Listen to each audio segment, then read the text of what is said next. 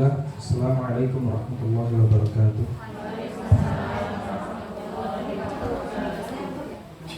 Innal hamdalillah nahmaduhu wa nasta'inuhu wa nastaghfiruh wa na'udzu billahi min shururi anfusina wa sayyiati a'malina. May yahdihillahu fala mudilla lahu wa may yudlil fala hadiya lahu. Asyhadu an la ilaha illallah wahdahu la syarika lahu wa asyhadu anna Muhammadan abduhu wa rasuluh. Segala puji bagi Allah Subhanahu wa taala yang alhamdulillah telah memberikan kita rizki berupa keinginan dan kemampuan untuk mendatangi majelis ilmu. Salawat dan salam selalu tercurah kepada Nabi Muhammad sallallahu alaihi wasallam yang karenanya kita mengenal tauhid, yang karenanya kita mengenal bagaimana cara kita bisa memasuki surganya Allah Subhanahu wa taala. Mungkin di awal saya ingin memperkenalkan diri saya, latar belakang saya. Nama saya Kautsar Eka. Dulu pernah belajar di Pondok Albina di ujung Bekasi sana, ke arah Kerawang ya, di Pebayuran. Saya lalu lulus di tahun 2016 dan lanjut ke UNS, Universitas Negeri 11 Maret di Surakarta, jurusan Teknik Sipil. Tidak lama keluar, tidak sampai 1 semester, lalu lanjut tahun depannya di STDI Imam Syafi'i Jember yang mudirnya Ustadz Arifin Badri. Lalu hanya di sana mungkin ospek dan kuliah sebentar, saya pindah ke Libya. Saya di Libya semester 7 ya, keluar pengumuman, alhamdulillah dapat kesempatan belajar di Universitas Islam Madinah. Lalu saya berangkat ke Madinah tahun 2022 karena tahun 2020 mau berangkat COVID, jadi tidak bisa berangkat. Selesai kuliah di Madinah Desember tahun lalu di jurusan Syariah dan pulang ke Indonesia Maret ya, akhir Maret, H-1 Idul Fitri kemarin. Kita akan mempelajari sebagaimana yang sudah mungkin di-share oleh Ibu Panitia tentang fikih ya, spesifiknya fikih, karena dalam Islam itu cabang ilmunya sangat banyak, ada Al-Quran, hadis ya, tauhid. Nah, kita akan mempelajari fikih. Dan perlu kami sampaikan, dan ini saya rasa penting melihat keadaan kaum muslimin sekarang, fikih itu mengajarkan kita untuk legowo ya, istilahnya legowo, menghargai perbedaan pendapat yang ada bahkan di kalangan para ulama sekalipun. Dan kalau saya bisa cerita bahwa di masjid kampus kami itu kan banyak mahasiswa dari berbagai macam negara, dan sering kami lihat cara sholat kita di sana itu berbeda tergantung mazhab yang kita ikuti gitu ya. Kalau kita orang Indonesia ya rata-rata kalau takbir itu kan taruh di atas dada atau atas perut lah gitu ya, kalau mazhab Syafi'i. Nah, teman-teman yang lain dari mazhab Maliki dari Afrika di sana, mereka mazhabnya Maliki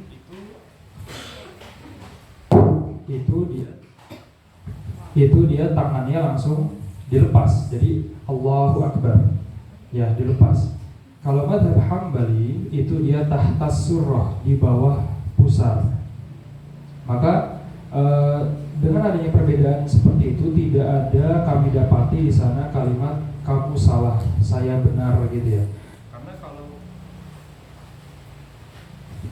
Karena kalau kita bicara fikih, memang di sana tempatnya khilaf, tempatnya perbedaan pendapat.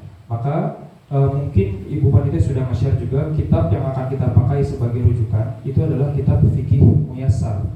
Ya, kitab Fikih Muyassar ditulis oleh 5 orang masyayikh yang salah satunya sempat mengajar kami untuk fikih haji di kelas.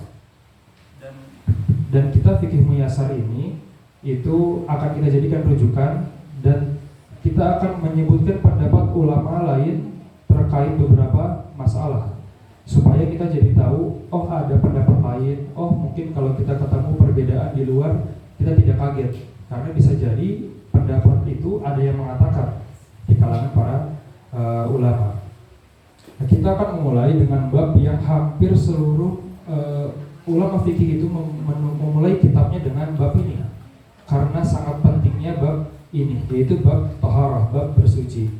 Nabi Muhammad SAW mengatakan, awwalu ma yus'alul 'abdu yaumal qiyamati as-shalah. Yang paling pertama akan ditanyakan di cross check itu salat kita. Dan salat tidak akan sempurna kecuali dilakukan oleh orang yang suci. Maka penting untuk kita memastikan salat kita sah, wudu kita sah, dengan memastikan bersuci kita itu memang sah. Nah, taharah ya, kita mulai dengan sebelumnya kitab kertas yang sudah dibagikan. Ini sedikit rangkuman dari kitab fikih muyassarnya ya. Jadi mungkin ada yang belum terima PDF-nya atau belum buka PDF-nya, cukup dengan kertas ini, insya Allah cukup. Taharah itu memiliki definisi secara etimologi, secara bahasa adalah bersih dari kotoran. Jadi segala macam kebersihan, ya segala macam kebersihan itu disebut sebagai taharah. Dan taharah memiliki dua jenis ya, ma'nawi dan indrawi. Indrawi atau bahasa Arabnya hissi. Nah, ma'nawi adalah taharah yang tidak terlihat, yaitu sucinya hati, sucinya iman, benarnya tauhid kita. Itu adalah taharah ma'nawi. Makanya Allah Subhanahu wa taala mengatakan, innamal musyrikuna najas. Sesungguhnya orang-orang musyrik itu najis. Bukan maksudnya kotor badannya, tapi hatinya yang tidak bersih, hatinya yang tidak ada keimanan di sana. Nah, taharah yang kedua, taharah indrawi, dan ini adalah pokok pembahasan kita di dalam ilmu fikih, yang memiliki makna raf'ul hadathi wa zawalul khabath, mengangkat hadath dan menghilangkan khabath. Khabath itu bahasa lainnya najis, ya bahasa lainnya najis. Nah, menjadi pertanyaan, apa bedanya hadath dan khabath? Banyak sekali yang masih tertukar apa perbedaan antara hadath dan khabath. Nah, khabath itu bisa kita artikan sebagai wasfun qa'imun fil badani mani'un minas shalah. Keadaan, kondisi suatu badan atau tubuh seseorang yang kalau dia berada pada kondisi tersebut dia tidak bisa sholat atau ibadah-ibadah lain yang butuh untuk bersuci, seperti tawaf, seperti memegang mushaf, itu kan harus suci. Maka kalau orang yang hadath tidak bisa melakukan ibadah-ibadah tersebut. Nah, orang yang hadath itu memiliki dua sebab atau dua keadaan. Ada hadath kecil, ada hadath besar. Hadath kecil penyebabnya adalah buang angin, buang air kecil, buang air besar, keluarnya madhi ya, madhi bukan mani, madhi atau wadi. Kalau wadi itu cairan yang keluar setelah pipis, biasanya ada cairan sisa keluar, itu namanya wadi. Dia juga membatalkan wudu. Ada madhi, madhi itu kalau cairan yang keluar ketika seseorang dalam keadaan syahwat, gitu ya. Tapi tanpa klimaks gitu. Nah, itu namanya madhi. Nah, semua ini menyebabkan dia berhadath kecil, dan cara suci dari hadath kecil adalah dengan wudu, bukan mandi besar. Kalau hadath besar, baru dia wajib mandi besar untuk dia suci lagi. Yang kedua, tadi dari definisi taharah adalah mengangkat hadath dan menghilangkan khabath. Maka definisi khabath, dia adalah najis nyata yang terlihat, yang bisa ada di pakaian, di tubuh, di suatu tempat. Nah, perbedaan yang paling nyata antara hadath dan khabath adalah hadath itu keadaan pada suatu tubuh yang memang tidak bisa kita lihat kasat mata. Bisa orang melihat dia bersih-bersih aja, dia wangi, tapi sebenarnya dia belum suci, dia tidak bisa sholat sebenarnya. Kalau najis itu terlihat, benar-benar terlihat, contohnya kotoran manusia, kotoran hewan gitu. Dan perbedaan yang kedua antara hadath dan khobath adalah membersihkan hadath wajib dengan niat. Membersihkan khobath atau najis tidak perlu niat. Contoh, ada kotoran hewan di jalan, lalu dia bersih karena hujan. Yang membersihkannya bukan manusia, yang membersihkannya hujan. Tentu hujan tidak ada niat di sana, maka dia bersih, gitu ya. Tapi kalau orang bahkan dia berwudu, melakukan wudunya dengan sempurna tanpa niat wudu. Contoh, saya mengajarkan kepada ibu-ibu cara berwudu, tapi saya nggak niat wudu, saya niat ngajarin aja, maka saya nggak suci, karena saya niatnya hanya mengajarkan, gitu ya. Jadi kalau membersihkan hadath dia perlu niat. Kalau membersihkan najis atau khobath dia tidak perlu niat. Maka kita bisa simpulkan juga ada perbedaan antara bersih dan suci. Kalau orang mandi 5-10 kali dia bersih, dia wangi, ya. Tapi dia belum tentu suci. Dia belum tentu bisa sholat. Dia belum tentu bisa melakukan ibadah-ibadah yang perlu dalam keadaan yang suci. Nah, untuk membersihkan hadath dan khobath ini kita perlu media, dan Allah Subhanahu wa taala telah menetapkan medianya di dalam Islam. Media utama dalam bersuci adalah air. Kalau tidak ada air atau ada air tapi tidak bisa menggunakan air karena penyakit katakan, maka dia beralih ke tanah. Gitu. Tapi kalau masih ada air, bahkan ulama mengatakan kalau di rumah kita mati airnya, tidak punya air, tapi kita bisa ke warung beli air, maka kita wajib beli air. Maka kita belum boleh untuk pakai tanah, karena kita masih bisa beli air. Segitunya memang ulama menetapkan wajibnya kita menggunakan air. Nah, air para ulama membagi dalam beberapa pembagian. Tapi dalam pembagiannya juga ulama berbeda pendapat. Nah, di dalam kitab fikih muyasar, air itu dibagi menjadi dua, ya, air tohur dengan air najis. Ya, air tohur definisi mudahnya adalah air yang dia itu suci dan dia bisa dipakai untuk mensucikan, bukan membersihkan ya, mensucikan. Nanti akan kita jelaskan perbedaannya. Air tohur, air yang suci dan bisa mensucikan, dan dia air yang wujudnya masih seperti awal diciptakan. Contohnya air hujan, air di laut, gitu ya.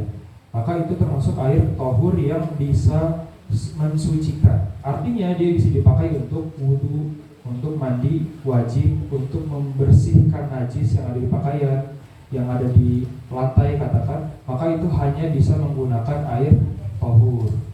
Yang kedua ada disebut sebagai air najis. Air najis adalah air tohur yang kena najis. Itu mudahnya. Air tohur yang kena najis dan dia berubah sifatnya. Nah, untuk perubahan air kita perlu melihat dari 3 sisi, yaitu adalah rasa, lalu warna, lalu bau. Nah, berubah salah satunya, dia berubah statusnya, gitu. Kalau dia berubah salah satunya, misal berubah baunya karena sesuatu yang najis, maka dia jadi najis, gitu ya. Air yang najis dia adalah air tohur yang kena najis, gampangnya seperti itu.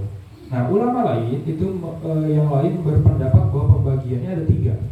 Tambahannya adalah tohir. Kalau di sini yang kedua ini ya, namanya tohir. Tohir itu air yang suci dan tidak bisa mensucikan. Contohnya teh, contohnya kopi, yang mana kita bisa meminumnya. Dia artinya suci, bersih. Tapi tidak mungkin kita pakai wudu, gitu ya. Tidak mungkin kita berwudu dengan air teh. Dan air sabun juga termasuk air yang tohir, bukan yang tohur. Dia air sabun itu bisanya hanya membersihkan. Penting ya, ini air sabun hanya membersihkan, bukan mensucikan. Maka nanti di poin ke-7, di poin ke-7 itu ada hubungannya dengan mencuci baju.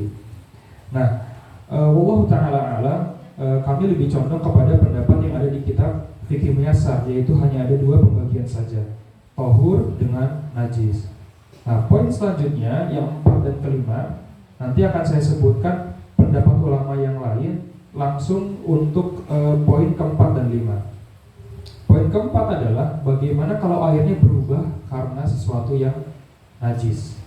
Airnya berubah karena sesuatu yang najis. Nah, tadi kita sudah singgung ada 3 sifat yang perlu kita lihat dalam air. Berarti kalau dia berubah salah satu dari 3, gitu ya. Dia berubah baunya, atau dia berubah warnanya, atau dia berubah rasanya. Karena sesuatu yang najis ini penting ya, karena sesuatu yang najis. Kalau dia berubah, maka dia otomatis jadi najis. Otomatis jadi najis. Pertanyaannya, kalau sudah kena najis tapi nggak berubah, gitu ya, maka ulama mengatakan kalau airnya banyak, maka dia nggak jadi najis. Kalau airnya sedikit, maka dia jadi najis. Nah, apa patokan banyak dan sedikit? Ulama mengatakan dari hadis Nabi Muhammad SAW, beliau mengatakan, "Idza balaghal ma'u kullataini lam yahmilul khabath." Kalau ada air yang banyaknya 2 kullah, maka dia nggak akan menjadi najis. 2 kullah, ulama berbeda pendapat juga kadarnya. Tapi yang rajih Allah Ta'ala alam 160 liter. Jadi kalau air di atas 160 liter kena najis, dia enggak berubah, maka dia tetap suci. Di bawah 160 liter, mau dia berubah ataupun tidak berubah, otomatis menjadi najis. Gitu ya. Ini kondisi air yang kena najis. Nah, poin kelimanya, kalau airnya berubah tapi dia kena benda yang suci. Ya, misal dia kejatuhan Misal dia kejatuhan ranting pohon, daun-daunan gitu ya. Atau kita masukkan benda-benda di rumah kita yang memang benda itu suci, dia bukan najis. Maka kaidahnya adalah kalau air itu tidak terdominasi oleh benda tersebut, maka dia masih suci. Kalau dia terdominasi, contoh kita masukkan bubuk kopi, berubah warnanya, berubah rasanya, artinya dia terdominasi oleh si kopi tersebut, maka dia jadi air kopi, maka sudah tidak suci lagi dia, gitu ya. Kalau dia masih terlihatnya bening, tidak, rasa tidak berubah, warna tidak berubah, baunya tidak berubah, padahal sudah kemasukan benda yang suci, maka dia tetap suci hukumnya. Airnya masih bisa dipakai bersuci. Nah, ingin kami sampaikan untuk poin keempat dan kelima, ada pendapat ulama yang lain yang kami lebih condong kepada pendapat tersebut. Pendapat ini mengatakan bahwa kaidahnya itu benang merahnya adalah ada atau tidaknya perubahan. Jadi sebenarnya kaidahnya simpel, ada atau tidaknya perubahan. Kalau airnya berubah, berubah dia hukumnya. Airnya nggak berubah, dia tidak berubah hukumnya. Jadi di keadaan apapun, tanpa melihat airnya banyak ataupun sedikit, kalau dia berubah karena najis, dia najis. Dia berubah karena sesuatu yang suci, dia berubah jadi air tohir ya, seperti kopi dan teh. Kalau dia tidak berubah, walaupun airnya banyak maupun sedikit, maka hukumnya tetap suci. Ini pendapat yang kedua, dan ini yang kami lebih condong kepadanya. Jadi patokannya di pendapat kedua ini adalah adanya perubahan atau tidak. Jadi simpel ya, ada perubahan atau tidak. Nah, kita akan membahas selanjutnya. Adalah air musta'mal. Air musta'mal yang tidak ada di kertas ini ya. Dia nggak ada di kertas ini, yang belum kami tulis juga. Itu namanya air musta'mal, air sisa wudu. Air sisa wudu. Maksud dari air sisa wudu adalah air yang terjatuh dari anggota wudu. Air yang terjatuh dari anggota wudu. Contoh, ibu wudu dari ember. Ibu sedang sudah sampai membasuh tangan. Air yang jatuh dari tangan itu air musta'mal. Itu yang kita bicarakan. Jadi kita bukan sedang ngomongin air yang di embernya. Air yang di ember itu belum kita pakai. Tapi air yang turun dari anggota tubuh yang dipakai berwudu, tangan, kaki, kepala, maka itu air musta'mal. Yang ini jadi topiknya para ulama nih. Ini hukumnya masih bisa dipakai lagi enggak, berwudu atau tidak? Ulama khilaf. Mazhab Syafi'i itu tidak boleh dipakai wudu lagi. Dia bersih, tapi nggak bisa pakai wudu. Ya. Tapi madzhab Hambali ya Syekh bin Baz, Syekhul Islam Ibnu Taimiyah mengatakan bahwa dia masih boleh dipakai berwudu. Kenapa? Karena tidak ada dalil yang jelas, yang gamblang menyatakan air bekas wudu itu tidak boleh dipakai berwudu lagi. Gitu ya. Tapi kalau ditanya, misal saya berpendapat yang masih bisa, ibu berpendapat yang tidak bisa, monggo silahkan. Kita terbuka untuk di masalah fikih selama ada dalilnya. Itu poin penting ya. Selama ada dalil dan dalilnya sah sebagai dalil, itu sangat-sangat penting. Nah, itu permasalahan air musta'mal, air bekas wudu. Poin yang selanjutnya, poin yang ke-6 adalah hukum air sisa minuman. Air sisa minum manusia ataupun hewan. Yang pertama, air sisa manusia itu mutlak suci, halal, bisa dipakai bersuci.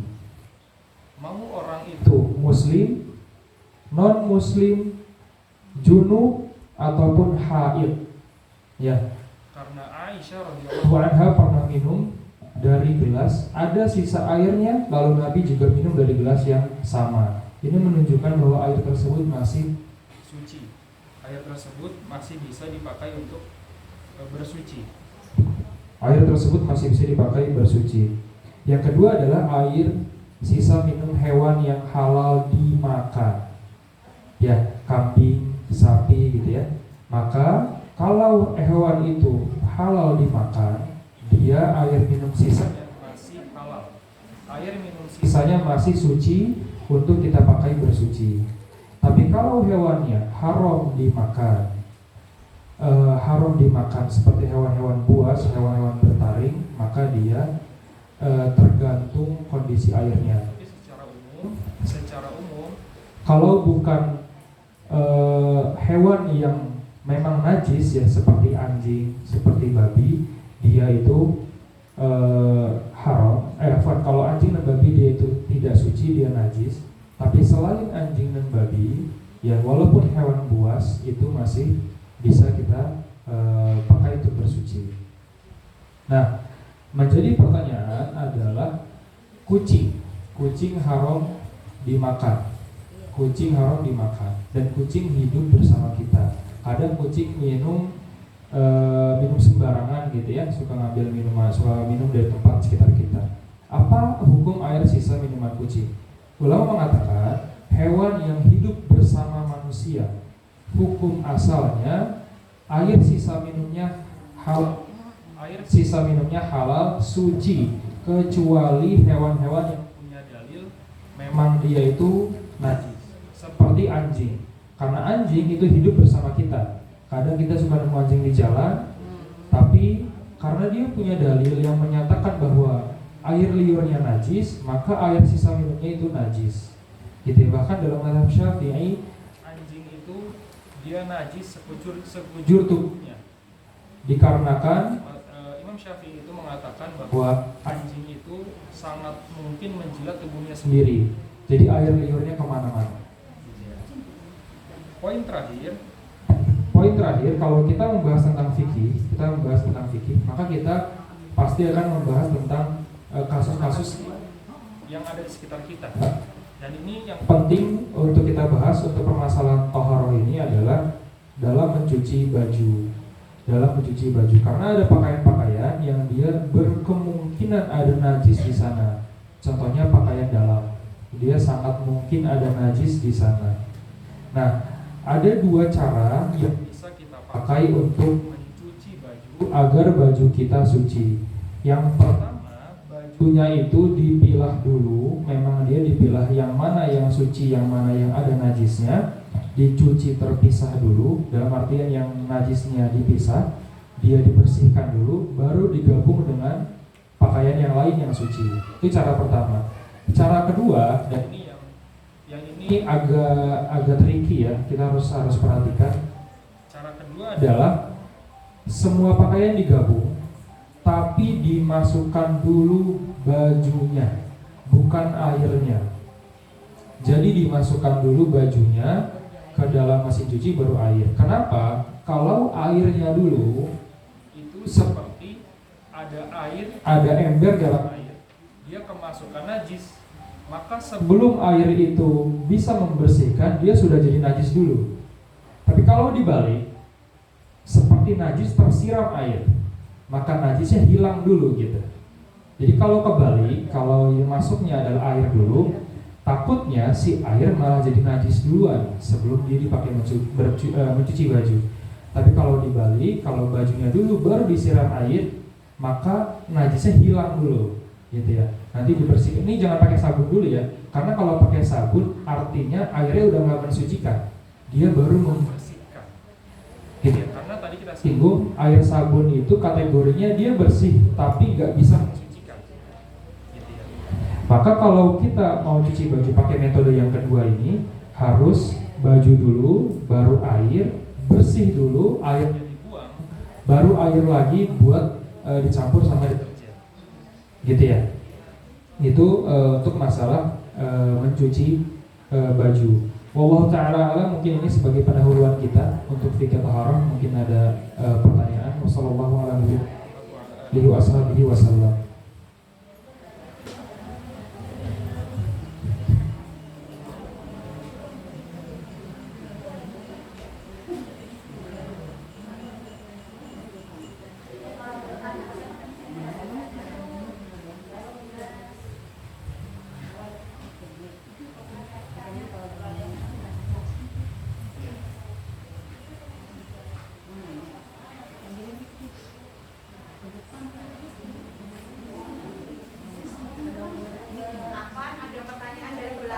Iya, Ibu. Air dikasih sitrun, saya salahnya.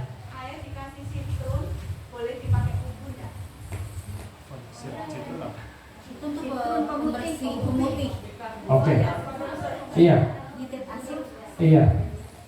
Air yang sudah tercampur sesuatu yang suci ya, suci. Yang suci paling tidak dia berubah jadi tohir. Tadinya dia tohur, suci dan mensucikan. Dia bercampur sesuatu yang suci, maka dia berubah menjadi air yang tohir.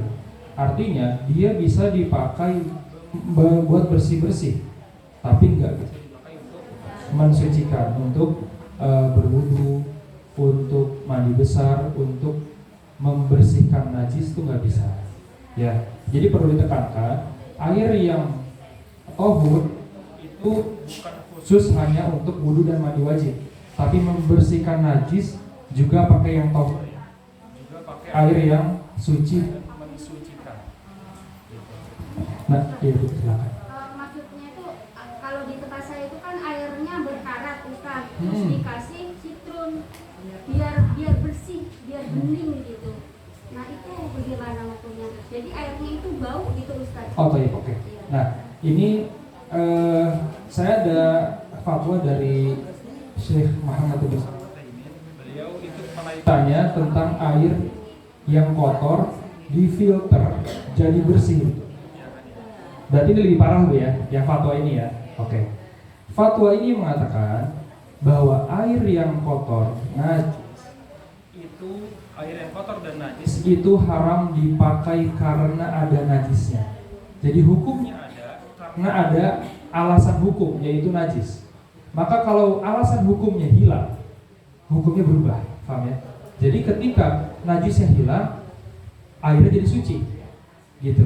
Seperti tadi kalau kasusnya ibu, kalau penyebab baunya hilang, kalau baunya hilang, warnanya jadi jernih dan seterusnya, maka dia berarti kan kembali ke air normal, maka dia berubah jadi tohur lagi, gitu. Jadi air yang pernah kotor diproses secara kimiawi atau apapun itulah, dia berubah jadi air jernih, hukumnya berubah lagi walaupun pernah kotor, gitu ya Bu.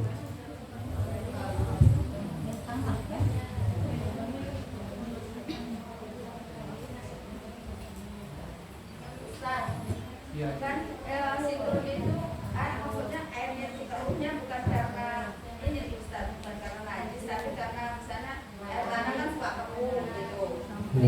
Dikasih sitrun biar bening. Iya. Gimana ya Ustaz? Iya. Iya. Jadi pokoknya kalau dia sudah kembali ke keadaan air semula, air yang jernih, maka dia menjadi suci lagi, gitu ya. Pokoknya dengan proses apapun, air yang kotor sekalipun kita ubah menjadi air yang bersih, dia hukumnya jadi bersih lagi. Walaupun dia sebelumnya pernah kotor, gitu ya. Maka hukumnya kembali ke air yang suci dan mensucikan. Bisa dipakai untuk berwudu dan mandi besar, mandi wajib. Iya. Sekarang kan di rumah banyak kan bekas saus-saus ya kan ya. Iya. Airnya kebanyakan bau bersih kan. Iya. Itu masih bisa dipakai untuk apa ya? Iya. Iya. Wallahu taala alam. Untuk paling aman memang tidak dipakai. Untuk paling amannya, gitu ya. Tapi ada ulama yang mengatakan bahwa air tanah itu memang masih boleh dipakai berwudu, gitu ya, itu masih suci. Jadi kalau kita mau sampai ke benar-benar memang jangan, tapi secara umum masih boleh, gitu. Kalau ada pilihan air lain katakan ya, yang beneran jernih nih Bu, pakai yang jernih dulu, gitu. Iya. Nah, maksud saya kalau ternyata ibu nih pakai air yang ada, tapi masih was-was nih, saya suci nggak sih gitu ya, maka nggak apa-apa untuk ibu berusaha pakai, ya agak bayar sedikit lah. Tapi kalau misalkan ibu masih, ya sudah daripada saya pakai aqua gitu ya, ada ulama yang mengatakan masih boleh, air tanah itu masih boleh. Gitu. Bagaimana solusinya apabila kita sudah wudu, tapi kemudian berasa keluar sedikit cairan, sedikit, kemudian kita bersuci lagi tapi keluar lagi saat sujud, bagaimana solusinya Ustaz? Oke, ini pernah ditanyakan juga kepada Syekh bin Baz, wallahu ta'ala alam. Beliau mengatakan bahwa cairan, ini cairannya ini pipis atau mani atau apa ini? Kalau kita bicara pipis, mungkin ini jatuhnya ada penyakit ya, yang keluar terus gitu kan, yang keluar terus. Maka ini bisa hukumnya sama dengan kalau di bahasa fikihnya salasul baul. Jadi orang yang memang dia nggak pernah berhenti keluar, gitu ya. Nah hukumnya dia wudunya sah. Kalau keluar lagi setelah wudu dia nggak batal, tapi satu kali wudu untuk satu kali sholat. Kalau ketemu azan sholat setelahnya harus wudu lagi. Jadi tidak bisa dirapel satu wudu satu sholat, karena dia sebenarnya sudah batal gitu ya. Jadi kalau dia punya penyakit seperti ini atau yang selalu keluar angin gitu ya, maka satu wudu satu sholat. Gak bisa satu wudu dua sholat gitu ya. Wallahu ta'ala alam. Kalau kemarin ada saya di-share dengan Ustadz yang kemarin, itu ada pertanyaan, kalau orang mandi wajib lalu dia selesai mandi wajib masih keluar mani, masih keluar cairan, apa hukumnya? Ini sama dengan orang yang berhubungan badan. Ini kalau bahasa dalam kitab ya, ada contoh kasus seperti ini. Orang berhubungan badan sebelum azan subuh. Setelah berhubungan badan azan subuh dia sudah mandi wajib, setelah subuh keluar mani. Apakah puasanya batal? Jawabannya puasanya enggak batal, karena mani yang keluar setelah subuh hasil berhubungan badan sebelum subuh. Ya, nah kalau yang kasus ini kalau di dalam wudu itu sama. Dia artinya mani yang keluar adalah mani sisa sebelum wudu, gitu. Jadi dia enggak perlu mandi besar, tapi dia wajib wudu doang. Hanya wajib wudu saja. Wallahu ta'ala alam.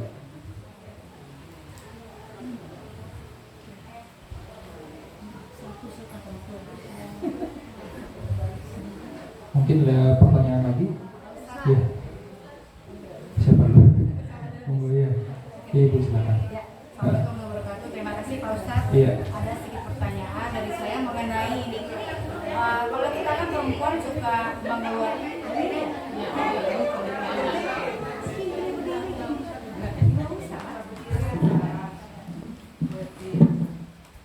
Ya, Assalamualaikum warahmatullahi wabarakatuh. Terima kasih Pak Ustadz atas Iya. kesempatannya untuk bertanya. Iya. Kebetulan saya ingin bertanya mengenai, kan perempuan biasanya suka kadang memang mengeluarkan cairan gitu ya Ustadz. Misalnya kita sudah berwudu, kemudian mengeluarkan cairan pada saat sholat. Apakah yang pertama sholatnya sah? Kemudian yang kedua, untuk mengantisipasi kejadian seperti itu, kemudian sholatnya tidak menggunakan celana dalam, sehingga cadannya dibuka. Apakah itu diperbolehkan atau sah? Kemudian ketika sholat, yang pertanyaan ketiga, ketika sholat, kemudian dia kentut, sudah masuk rakaat pertama atau sudah masuk sholat, apakah itu diulang untuk wudhu kembali atau dilanjutkan saja sholat? Terima kasih. Oh iya, ini perlu kita pastikan bahwa keluarnya ini normalnya dia dalam artian memang dia kondisi normal atau penyakit. Iya. Normal, Ustaz. Kalau normal maka batal. Tapi kalau penyakit dalam artian itu penyakit begini, nggak harus didiagnosa sakit ya. Dalam artian dia memang dalam berapa menit kentut, dalam berapa menit keluar gitu ya. Maka itu nggak mengapa. Karena kita masuk ke dalam fattaqullaha mastata'tum ya, bertakwa semampu kita. Jadi kalau misalkan ternyata kita masih keluar terus menerus, sedangkan keluarnya kentut dan keluarnya cairan itu yang ngatur Allah, kita nggak bisa ngatur. Maka Allah tidak membebankan kita. Maka kalau ternyata sudah diusahakan masih tidak bisa, lanjut aja sholatnya. Tapi balik lagi, setelah sholat itu mau sholat lagi wajib wudhu lagi. Ya, jangan dipakai 2 kali sholat. Iya, itu sebenarnya di semua pertanyaan ibu tadi jawabannya begitu ya. Sama seperti itu. Sudah terwakilkan. Iya, yang ibu iya. Ini Ibu Eli. Iya. Ustaz, misalnya orang tua kita kan udah pakai pampers misalnya ya. Iya. Nah, itu untuk Apa namanya sholat, apakah itu pampersnya harus dibuka atau gimana gitu setelah wudhu maksudnya, baru bapak atau ibu saya itu sholat gitu. Oke, kalau orang tua yang memang dia untuk sudah pakai pampers ya dan harus diurus orang lain, gitu ya, harus diurus orang lain. Kalau kita bicara sempurnanya, Bu, sempurnanya jelas kita copot dulu pampersnya. Kita bicara sempurna ya. Tapi apakah kesempurnaan itu mudah digapai atau enggak kan gitu. Kalau ternyata memang memberatkan untuk mencopot pampers terus, maka nggak apa-apa, lanjut aja. Yang penting sudah wudhu ya. Gitu. Yang penting sudah wudhu, lalu misal orang tua kita ternyata keluar lagi, gitu ya, tanpa kesadaran dia, tanpa kehendak dia, gitu ya, maka itu nggak apa-apa. Itu nggak apa-apa gitu. Tapi kalau misalkan ternyata orang tua kita masih sebenarnya sanggup untuk menahan, gitu, maka kalau bisa kita sampaikan tahan dulu, gitu ya, sholat dulu, gitu. Tapi kalau misalnya benar memang tidak bisa dan sifatnya juga bisa terus menerus deh, selangnya itu misal semenit 2 menit gitu keluar terus, maka ya nggak apa-apa, sekali wudhu aja nggak apa-apa gitu. Tapi kalau kita bicara sempurnanya ya dicopot dulu ya, kalau bicara sempurna ya. Tapi kalau ternyata memberatkan atau nanti kan malah jadi sering ganti pampers gitu ya, maka itu memberatkan ya nggak apa-apa, nggak usah diganti gitu. Wallahu ta'ala a'lam. Mungkin ada Pak pertanyaan. Ustadz, jadi Iya. kalau sholat nggak pakai celana dalam boleh? Sangat boleh. Sholat itu kaidahnya nutup aurat bagaimanapun caranya. Bagaimanapun caranya. Mau satu kain doang, nggak pakai dalaman, silahkan. Yang penting menutup aurat dan tidak membentuk dan tidak nerawang, gitu ya, tidak nerawang. Kalau udah tutup kain semua sempurna, tapi nerawang masih kelihatan kulit itu tetap nggak boleh. Gitu. Artinya itu auratnya sebenarnya tidak tertutup gitu kan. Gitu. Jadi nggak pakai dalaman atau boleh, yang penting tertutup auratnya. Ada pertanyaan lagi? Iya Ibu. Assalamualaikum.